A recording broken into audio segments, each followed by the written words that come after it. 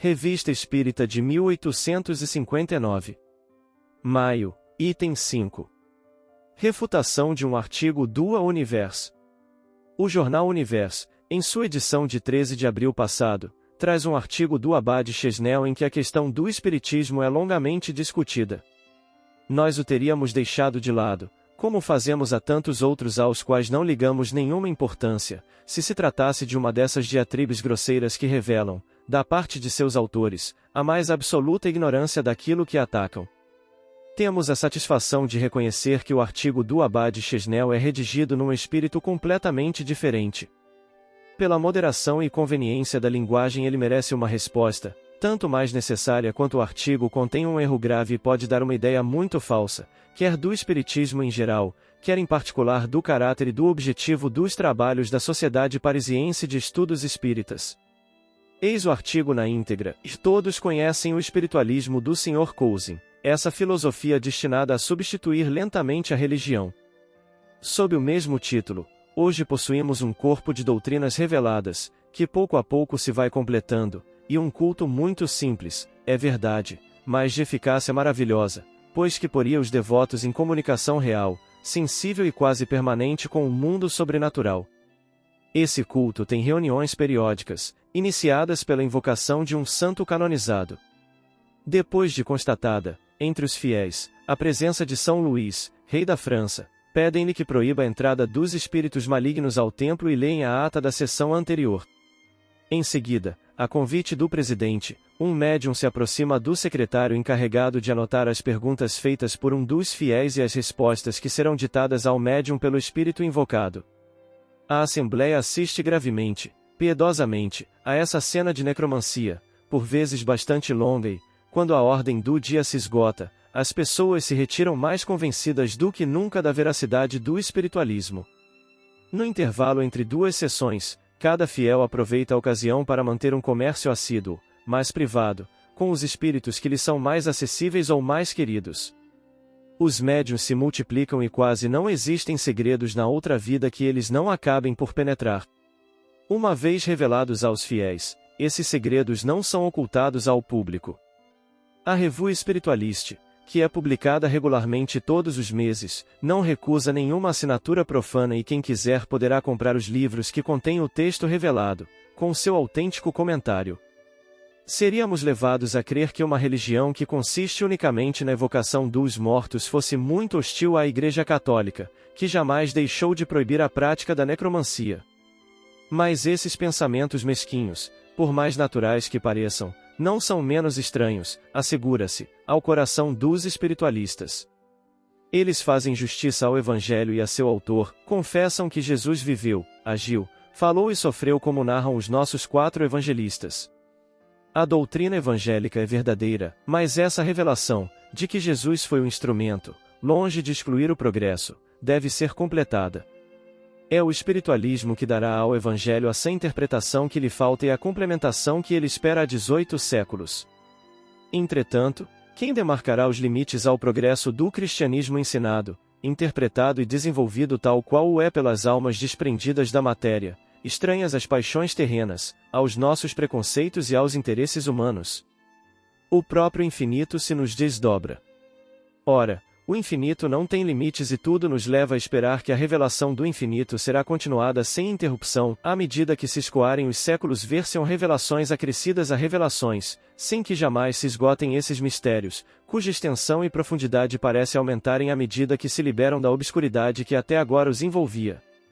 Daí a consequência de que o espiritualismo é uma religião, porque nos põe intimamente em relação com o infinito e absorve, alargando-o, o cristianismo que, de todas as formas religiosas, presentes ou passadas, é, como facilmente se confessa, a mais elevada, a mais pura e a mais perfeita.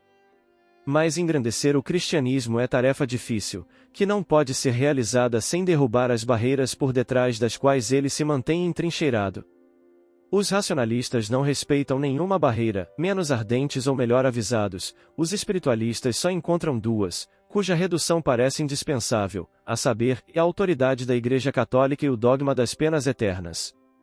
Esta vida constitui a única prova que ao homem é dado atravessar? A árvore ficará eternamente do lado em que caiu? O estado da alma, após a morte, é definitivo, irrevogável e eterno? Não, responde a necromancia espiritualista. A morte nada acaba, tudo recomeça. Para cada um de nós a morte é o ponto de partida de uma encarnação nova, de uma nova vida e de uma nova experiência. Segundo o panteísmo alemão, Deus não é o ser, mas o tornar-se eterno. Seja o que for de Deus, para os espiritualistas parisienses o homem não tem outro destino senão tornar-se progressivo ou regressivo, conforme seus méritos e obras. A lei moral ou religiosa tem uma verdadeira sanção nas outras vidas, onde os bons são recompensados e os maus punidos, mas durante um período mais ou menos longo, de anos ou de séculos, e não por toda a eternidade. Seria o espiritualismo a forma mística de erro de que o Sr. Jean Reynaud é o mais lídimo representante? Talvez. É permitido ir mais longe e dizer que entre o Sr. Reynaud e os novos sectários existe um laço mais estreito que o da comunidade de doutrinas? Talvez ainda. Mas essa questão, por falta de informações seguras, não será aqui resolvida de maneira decisiva.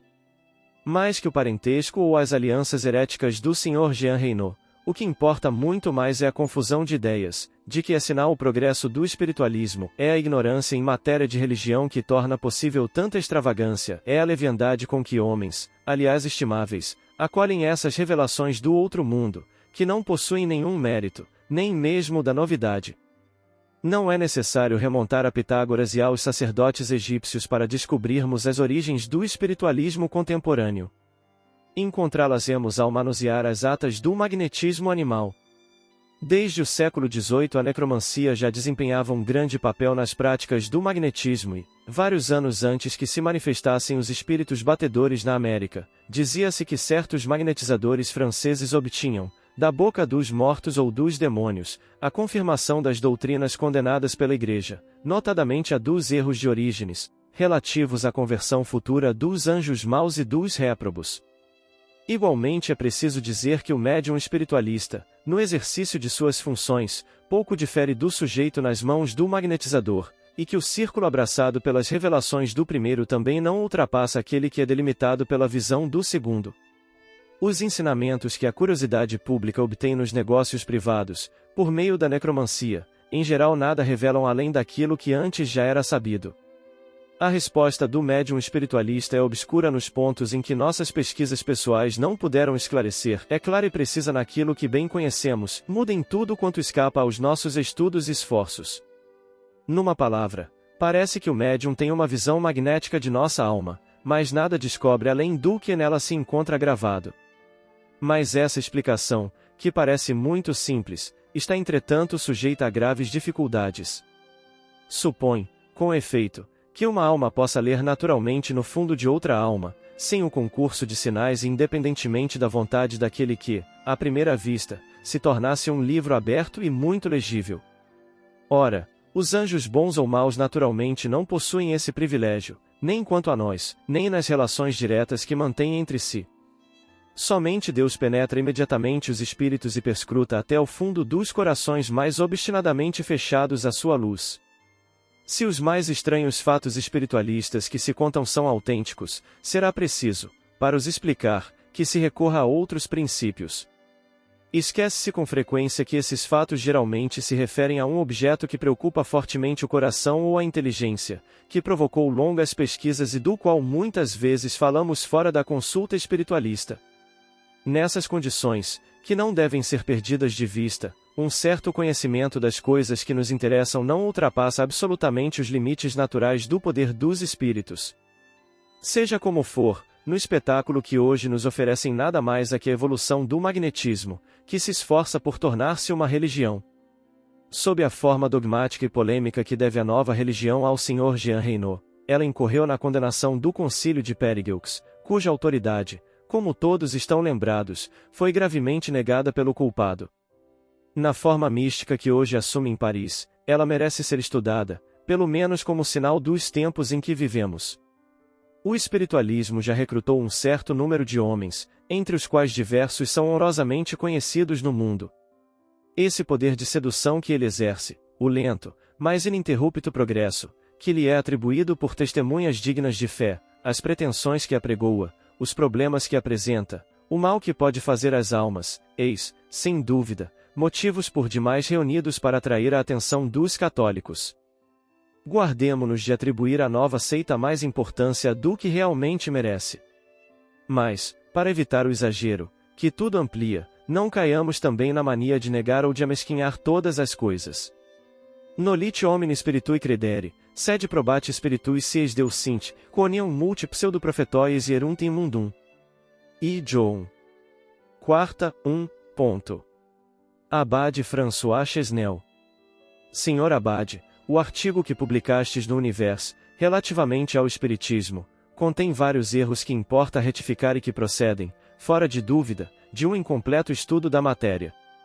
Para os refutar a todos, fora preciso retomar, desde o princípio, os diversos pontos da teoria, bem como os fatos que lhe servem de base, o que absolutamente não tenho a intenção de fazer aqui. Limito-me, pois, aos pontos principais. Fizestes bem em reconhecer que as ideias espíritas recrutaram um certo número de homens honrosamente conhecidos no mundo. Esse fato, cuja realidade ultrapassa de muito aquilo que acreditais, incontestavelmente merece a atenção de todo homem sério, pois tantas personalidades, eminentes pela inteligência, pelo saber e pela posição social não se apaixonariam por uma ideia despida de algum fundamento. A conclusão natural é que no fundo de tudo isso deve haver alguma coisa. Talvez objeteis que certas doutrinas, meio religiosas, meio sociais, nos últimos anos encontraram sectários nas próprias fileiras da aristocracia intelectual, o que não as impediu de cair no ridículo. Assim, pois, os homens de inteligência podem se deixar seduzir pelas utopias. A isso responderei que as utopias têm o seu tempo, e cedo ou tarde a razão lhes faz justiça. Assim será com o Espiritismo, se ele não for uma utopia. Mas se for uma verdade, triunfará de todas as oposições, de todos os sarcasmos, direi mesmo, de todas as perseguições, se estas ainda pertencessem ao nosso século, e os detratores nada aproveitarão. Custe o que custar, seus opositores serão obrigados a aceitá-lo, como aceitaram tantas coisas contra as quais se havia protestado supostamente em nome da razão. O Espiritismo é uma verdade? O futuro o julgará. Parece, no entanto, que já se pronuncia, tal a rapidez com que essas ideias se propagam. E, notai bem, não é na classe ignorante e analfabeta que se encontram aderentes, mas, bem ao contrário, entre as pessoas esclarecidas. É de notar-se ainda que todas as doutrinas filosóficas constituem obra de homens, imbuídos de ideais mais ou menos grandes, mais ou menos justas, todas têm um chefe, em torno do qual se agruparam outros homens que partilham do mesmo ponto de vista. Quem é o autor do Espiritismo? Verdadeira ou falsa? Quem imaginou essa teoria? É verdade que se procurou coordená-la, formulá-la, explicá-la. Mas quem concebeu a ideia primeira? Ninguém, ou, melhor dizendo, todo mundo, porque todos puderam ver, e os que não viram foram aqueles que não quiseram ver ou o quiseram à sua maneira, sem sair do círculo das ideias preconcebidas, o que fez com que vissem e julgassem mal. O Espiritismo decorre de observações que cada um pode fazer e que não constituem privilégio de ninguém, o que explica a sua irresistível propagação. Não é o produto de nenhum sistema individual, e é isso que o distingue de todas as outras doutrinas filosóficas. Dissestes que essas revelações do outro mundo nem mesmo têm o mérito da novidade. Seria, pois, um mérito a novidade? Quem alguma vez pretendeu que fosse uma invenção moderna? Sendo uma consequência da natureza humana, e ocorrendo pela vontade de Deus, essas comunicações fazem parte das leis imutáveis pelas quais ele rege o mundo, devem ter existido, pois, desde que o homem existe na Terra. Eis porque as encontramos na mais remota antiguidade, entre todos os povos, tanto na história profana quanto na história sagrada. A ancianidade e a universalidade dessa crença são argumentos em seu favor. Daí a tirar conclusões desfavoráveis seria, acima de tudo, faltar de todo com a lógica. Em seguida dissestes que a faculdade dos médiuns pouco difere da dos sujeitos na mão do magnetizador, de outra maneira dito sonâmbulo, mas admitamos até que haja perfeita identidade. Qual poderia ser a causa dessa admirável clarividência sonambúlica que não encontra obstáculo nem na matéria nem na distância, e que se exerce sem o concurso dos órgãos da visão? Não seria a mais patente demonstração da existência e da individualidade da alma, pivô da religião? Se eu fosse sacerdote, e se durante o sermão quisesse provar que há em nós algo mais que o corpo, demonstrá-lo-ia de maneira irrecusável pelos fenômenos do sonambulismo, natural ou artificial.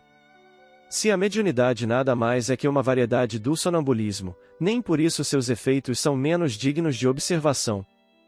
Neles eu encontraria uma prova a mais em favor de minha tese e dela faria uma nova arma contra o ateísmo e o materialismo.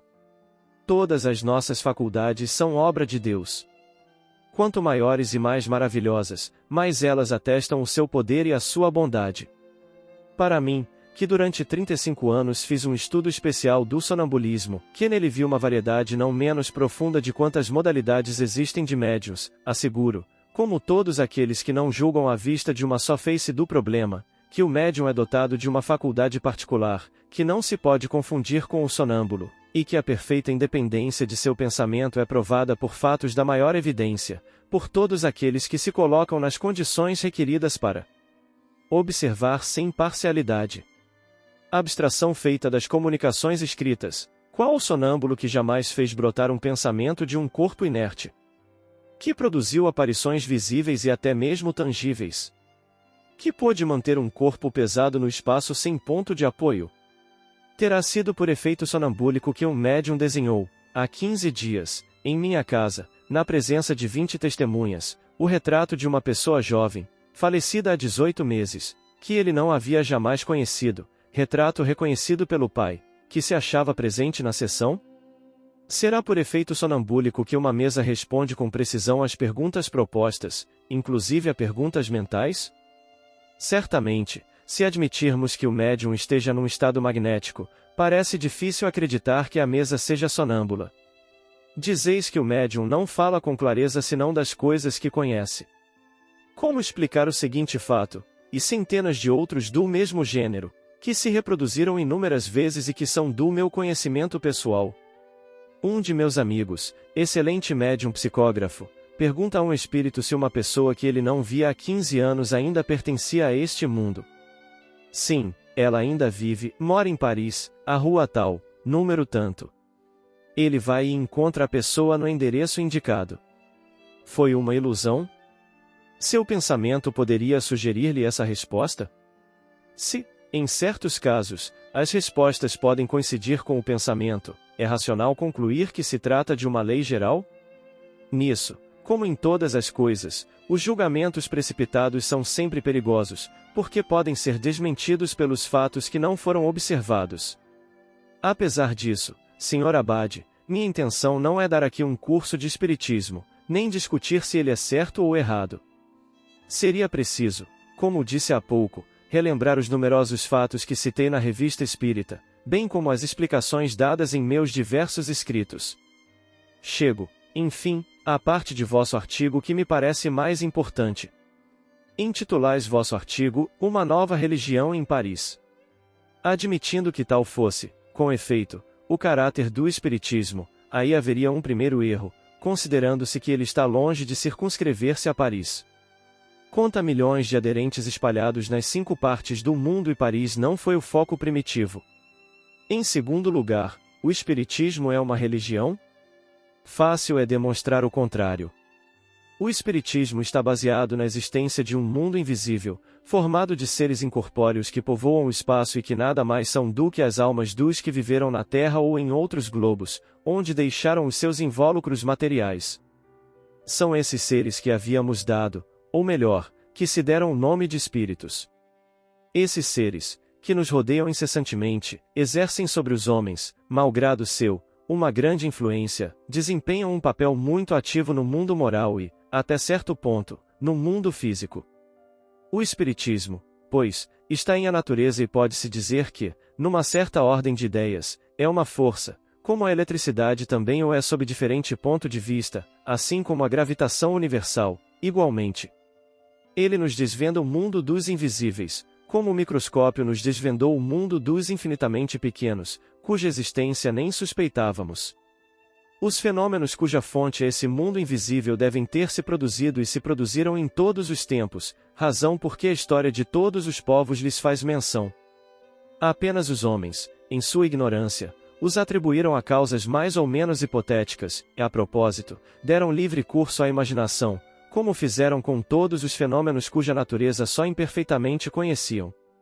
O Espiritismo, melhor observado desde que se vulgarizou, vem lançar luz sobre uma multidão de problemas até aqui insolúveis ou mal resolvidos.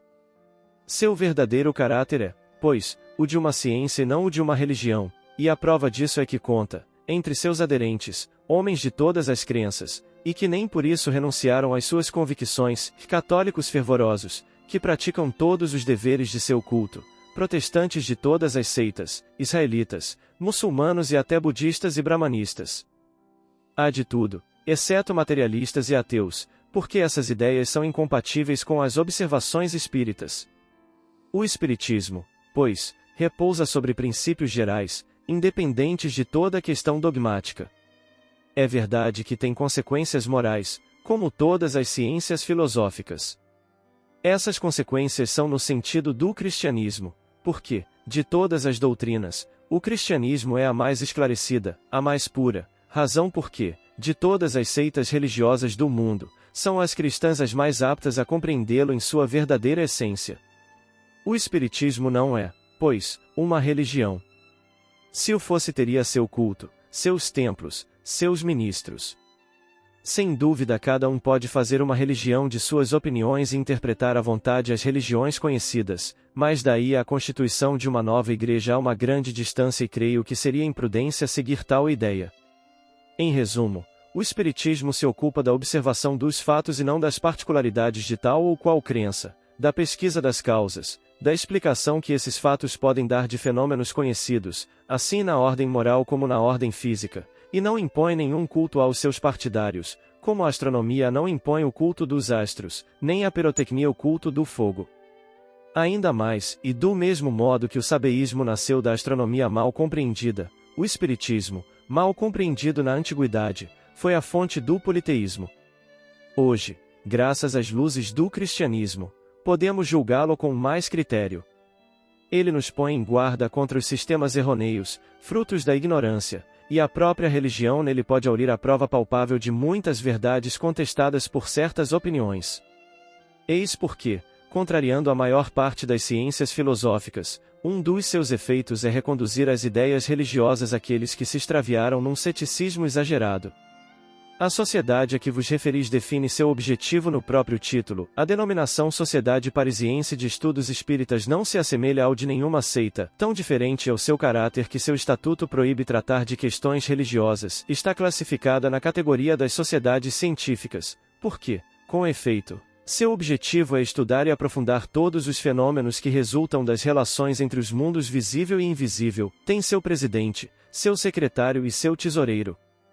Como todas as sociedades, não convida o público às suas sessões, ali não se faz nenhum discurso, nem coisa alguma que tenha o caráter de um culto qualquer. Conduz os seus trabalhos com calma e recolhimento, primeiro porque é uma condição necessária para as observações, e segundo, porque sabe que devem ser respeitados aqueles que não vivem mais na terra. Ela os chama em nome de Deus porque crê em Deus, em sua onipotência e sabe que nada se faz neste mundo sem a sua permissão. Abre as sessões com um apelo geral aos espíritos bons, uma vez que, sabendo que os há bons e maus, cuida para que estes últimos não venham se misturar fraudulentamente nas comunicações que recebe e induzi-la em erro. O que prova isso? Que não somos ateus, mas de modo algum implica que sejamos partidários de uma religião.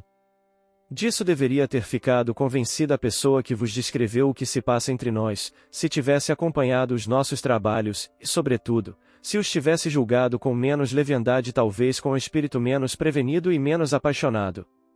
Assim, os próprios fatos protestam contra a qualificação de nova seita que destes à sociedade, certamente por não a conhecerdes melhor. Terminais vosso artigo chamando a atenção dos católicos para o mal que o Espiritismo pode fazer às almas. Se as consequências do Espiritismo fossem a negação de Deus, da alma, de sua individualidade após a morte, do livre-arbítrio do homem, das penas e recompensas futuras, seria uma doutrina profundamente imoral. Longe disso, ele prova, não pelo raciocínio, mas pelos fatos, essas bases fundamentais da religião, cujo inimigo mais poderoso é o materialismo. Mais ainda, por suas consequências ensina a suportar com resignação as misérias desta vida, acalma o desespero, ensina os homens a se amarem como irmãos, conforme os divinos preceitos de Jesus. Se soubesseis, como eu, quantos incrédulos endurecidos ele fez renascer, quantas vítimas arrancou ao suicídio pela perspectiva da sorte reservada aos que abreviam a vida, contrariando a vontade de Deus, quantos ódios acalmou, quantos inimigos aproximou. É a isso que chamais fazer mal às almas? Não, não podeis pensar assim. Prefiro supor que, se o conhecesseis melhor, o julgaríeis de outra maneira. Direis que a religião pode fazer tudo isso. Longe de mim contestá-lo. Mas acreditais que teria sido melhor, para aqueles que ela encontrou rebeldes, permanecerem numa incredulidade absoluta? Se o Espiritismo triunfou sobre eles, se lhes tornou claro o que antes era obscuro, evidente o que lhes parecia duvidoso, onde o mal? Para mim, em lugar de perder almas, ele as salvou. Aceitai, etc. Allan Kardec.